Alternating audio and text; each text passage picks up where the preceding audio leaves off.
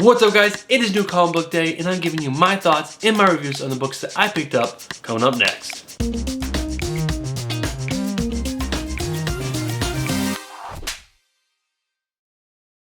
What's up, comic book fans? My name is Bruce Monroe, and welcome back to another episode of Comic Book Reviews, my weekly series where I bring you my thoughts and my reviews on the comic books that I picked up at my local comic book shop on New Comic Book Day, the best day of the week. And today was December 18th, 2019. That's right, we are 1 week. That's exactly 7 days before Christmas.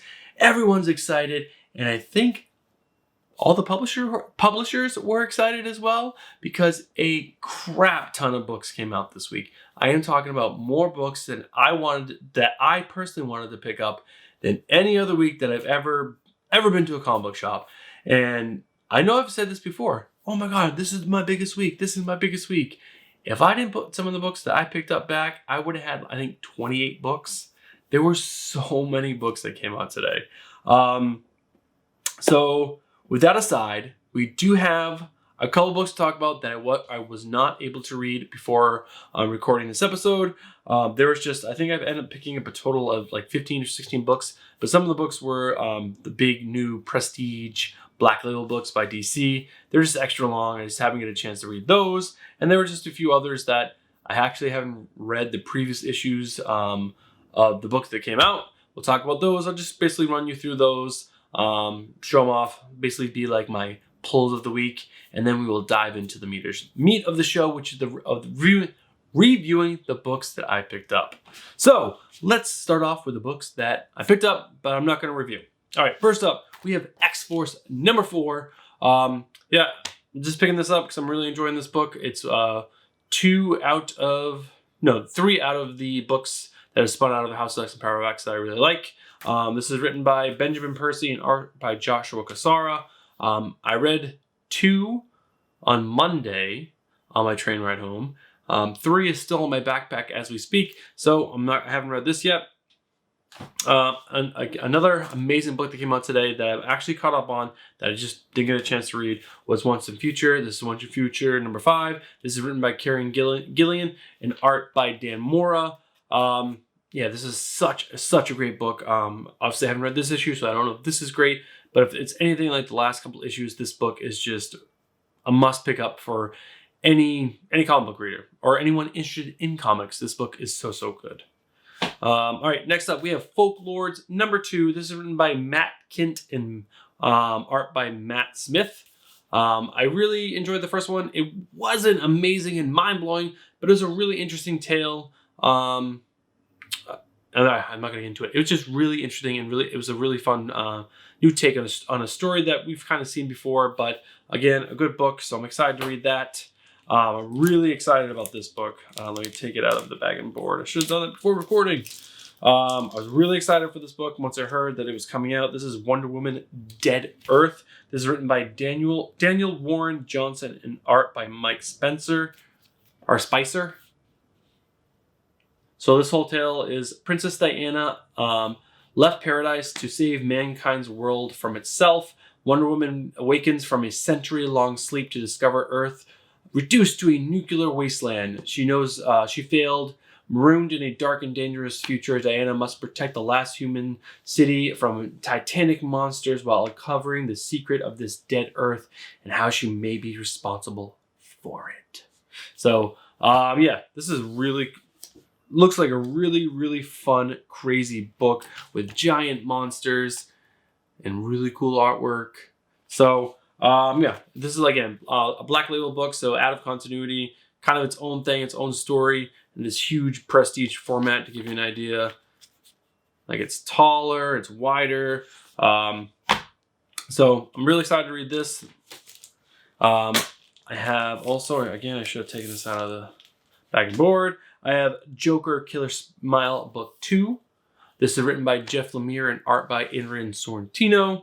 I didn't love the first issue of this, but it's Andrea Sorrentino or Andre Sorrentino and Jeff Lemire.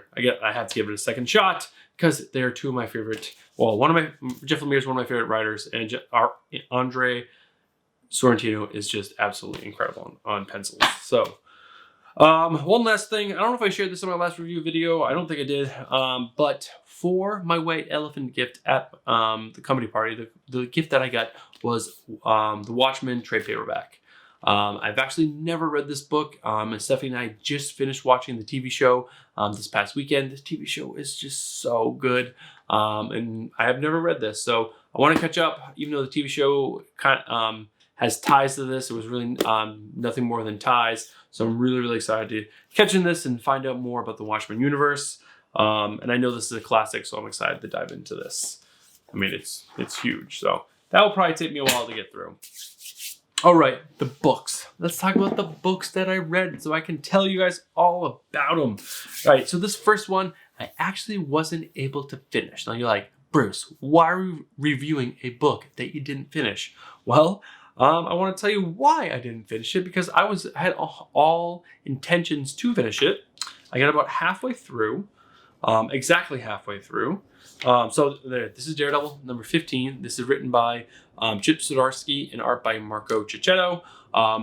Been an amazing run. I'm loving all the issues as of late. Such a good story. I really love Daredevil, especially the Daredevil that Chip's doing. But this had nothing to do with the writing or the art or the coloring or the lettering. It's all to do with the manufacturing. So I got halfway through. I'm really enjoying the story. And I go to turn the page halfway through, and you will see that it gets stuck. I wonder if I can get this to focus. There is, oh, there it is. The staple is not in the center. So I'm probably going to bring this back to Midtown Comics and try to get a replacement for it. My buddy Frank at work was like, no, keep it. It's like one of those books that might be worth a lot of money because it's a printer error. But it's not really a printer error. It's just a staple error. So I'm going to try to get my money back so I can actually read this book. But from what I read up to this point, it was a really good book. I loved the story that they were telling with the Kingpin. And yeah, there was a good bit with Foggy in there. Really, really good book. All right, up next, we have The Amazing Spider-Man number 36. This is written by Nick Spencer and art by Marco Fafalia. Cover's amazing. I'm going to say this book was kind of crap. I don't love this whole Doom storyline. It's kind of cool how it ties into Silver Sable, and Teresa Parker, his sister, is kind of interesting. I don't know. I'm not feeling this new story. I know this ties into the whole 2099 thing, which is spanning across like a lot of the Marvel universe. It's not a story for me. I'm not enjoying the writing at all. The art by Marco is kind of, I don't know, it's okay. It's not, I would say it's not very detailed is my complaint.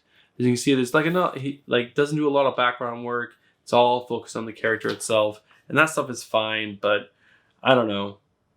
It just wasn't, oh, sorry. I'm out of order. This is art by Oscar Bazdula. But yeah, just not for me. Didn't do it for me. Nick, you're hit or miss, man, and this is another miss. I would not suggest picking this book up. This is probably like a 5 out of 10. Not a really good book. Skip this issue of Spider-Man. Wait for the next story arc, which I think is going to start really soon. All right, this is the book that has Marco Fafalia on it.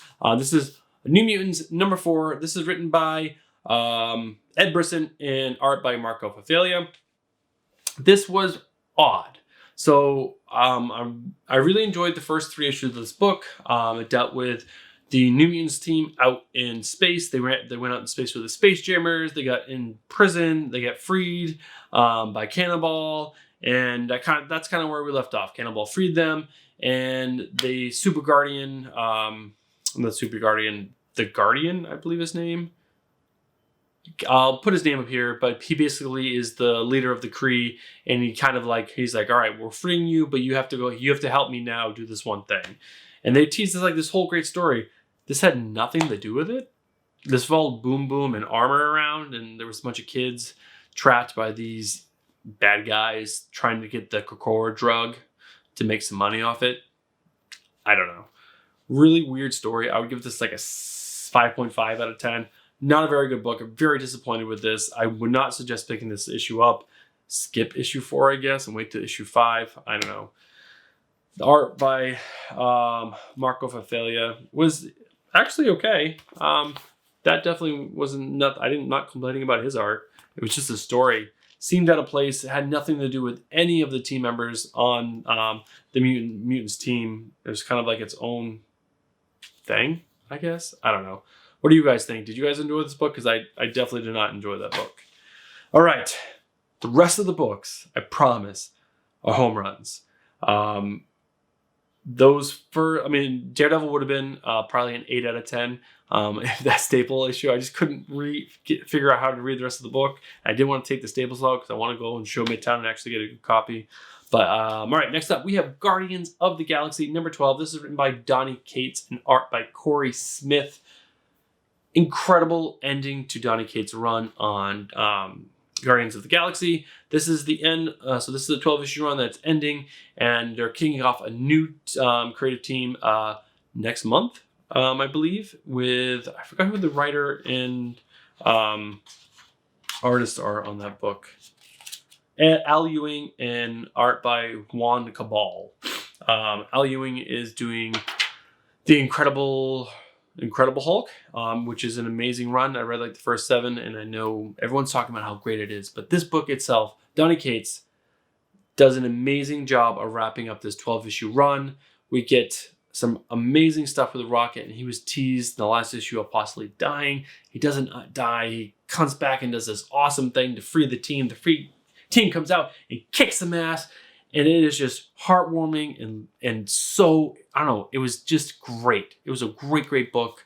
And Corey Smith, sorry, I'm trying to remember all the names. I'm a little tired this week.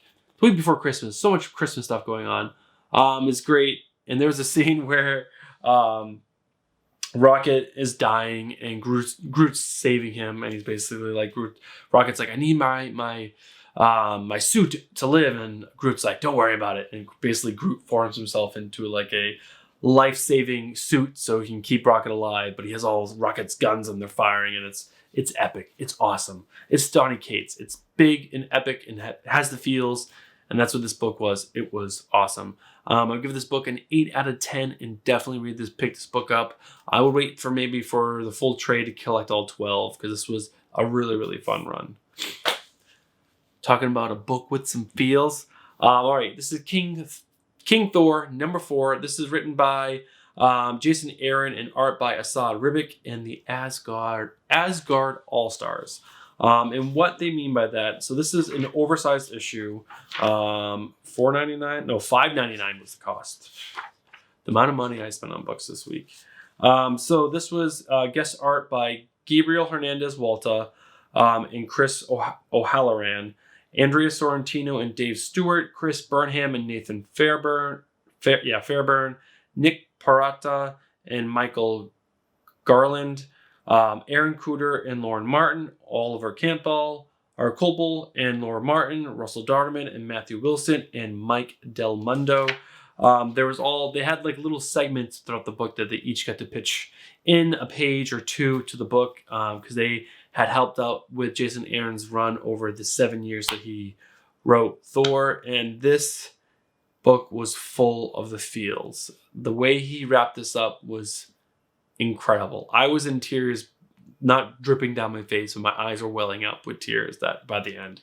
Because I knew it was the end of Jason Aaron's run, and it was just such incredible run with so many great stories and so many great characters, and the twists and turns he gave some of these characters, and some of the characters that died, and some of the characters that stepped up into the roles to fill the holes left by the characters that died were just all so great. And this was such a great book. I didn't love the full run of this, and I think that's mainly because it came out in 4 different issues. If this was just one big read where you could sit down and digest the whole thing, I think it would be epic. But this story, again, how it wrapped up was just so amazing. Assad's art was so amazing. All the guest artists was so great. And yeah, the end of Thor Thank you, Jason. That's all I can say is thank you so much. Like, the past 7 years has been a blast with you writing Thor, and I have enjoyed every single moment of it. Thank you. 9 out of 10, 9.5 out of 10. A must read for if anyone who's been reading the Thor stuff over the past 7 years. It's just so good. All right, this book has been such a great surprise. I enjoyed it so much after being so hesitant about wanting to enjoy this book. But this is Spider-Man #3. This is written by J.J. and Henry Abrams and art by Sarah Pichelli. Amazing book. 9 out of 10. Knocked it out of the park. J.J. and Henry, I freaking love this story. This story is so, so good. I love what you're doing with all the characters. So this is a story about, just to give, in case you aren't reading this book, let me give you a quick breakdown. Peter Parker and MJ have a kid named Ben. At the very beginning of the first issue, MJ dies. Peter fights the Cadaver, which is this new villain. Peter loses a hand. Cadaver gets away. Peter decides to stop being Peter Parker and just be the reporter, but he's having a hard time being around his son, and he ends up going away on all these big trips to, photograph and report on things. So he's never really home. So Aunt May ends up raising Ben, and there is a separation between Ben and Peter, his father, and then stuff happens, and what happened in this issue? Wow. I will say, so this is like a set in the future, so everyone's a lot older. We meet old Tony Stark, and I know I'm probably ruining this a little bit. I'm sorry, spoilers, but Sarah Pichelli, why did you make old Tony Stark look a lot like old Hawkeye? Old Man Hawkeye. There's a book. I'll try to put a picture up here, a picture here, and a picture here of Hawkeye and Iron Man. They look so much alike. I was like, wait, is that Old Man Hawkeye? But no, it's Old Man Tony Stark.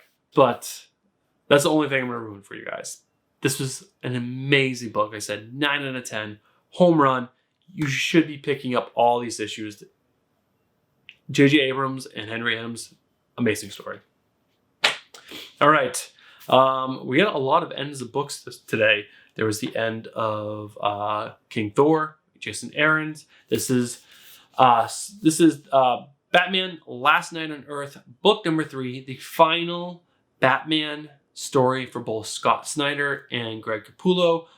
Both of them said it's not their very last Bat story. They'll probably do stories with Batman that Batman is involved, but they think they're pretty much done telling solo stories about Batman.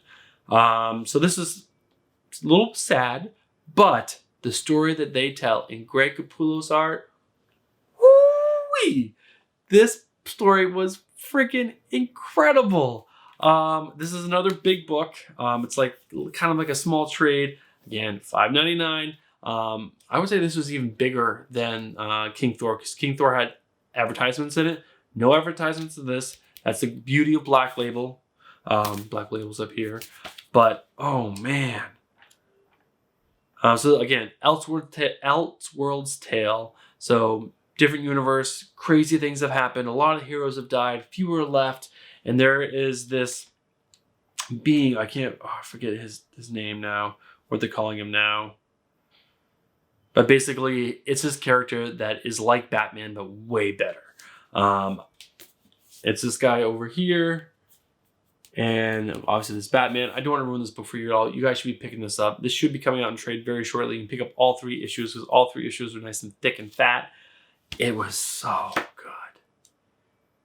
The Joker, this is not ruining anything, but the Joker is actually just hit the Joker head in a jar, which is so good.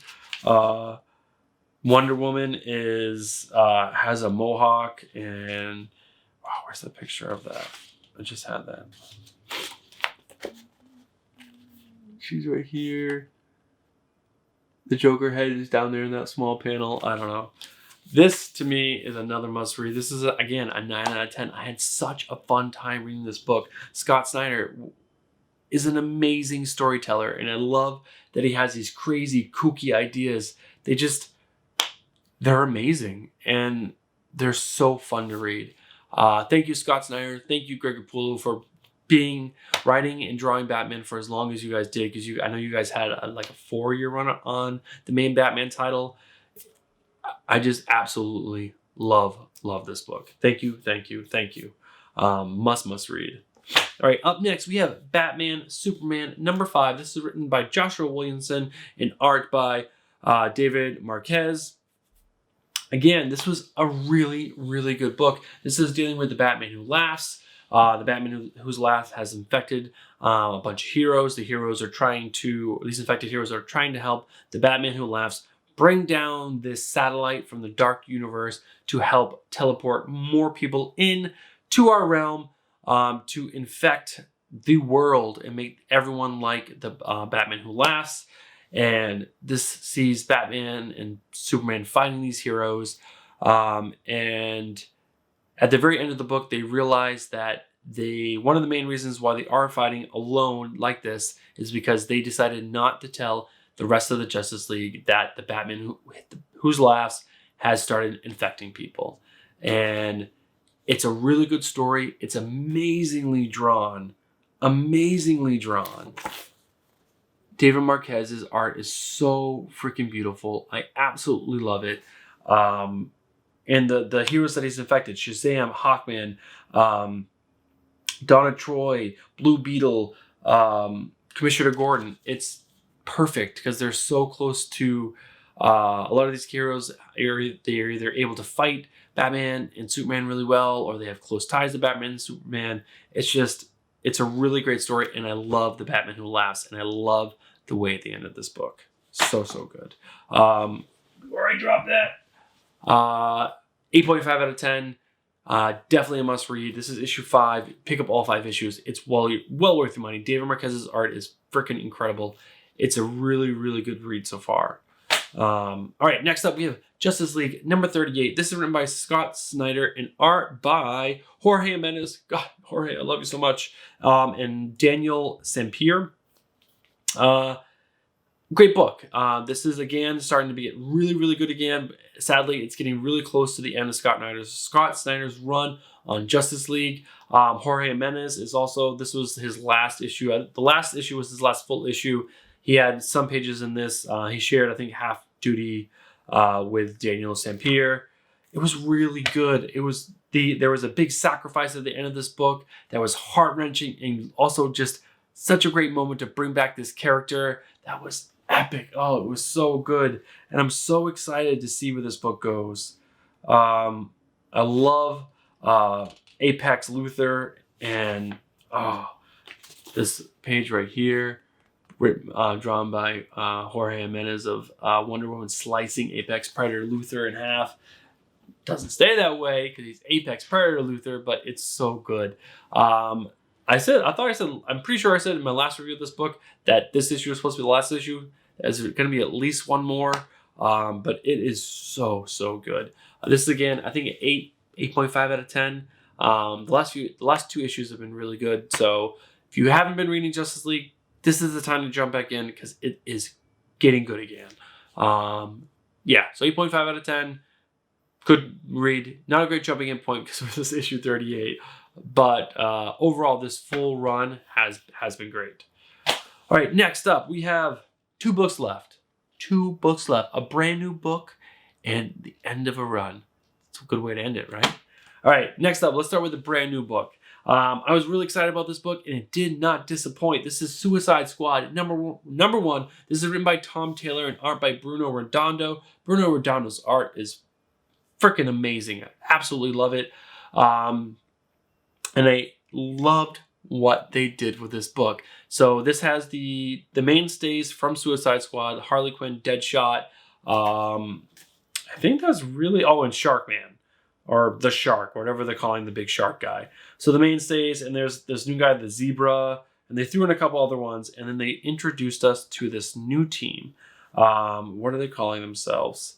The Revolution or something like that? I think that's what they're calling themselves. But it's like this new team of heroes. They do Tom Taylor does an amazing job of introducing us to this team. There's Thysine, Jog, Deadly Six, Chaos Kitten, TNT, Ostia, and there's 2 other guys. They are the Scale and Finn. They are Lantean telepath, and they have telepathic abilities.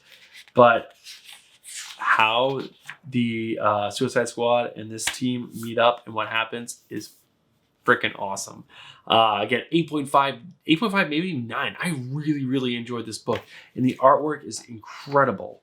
It is so good. I would say this is definitely a must read. It was really, really good. Artwork is banging. Tom Taylor crushing it on the story. Really great book, and I'm really excited to see where this book goes. All right.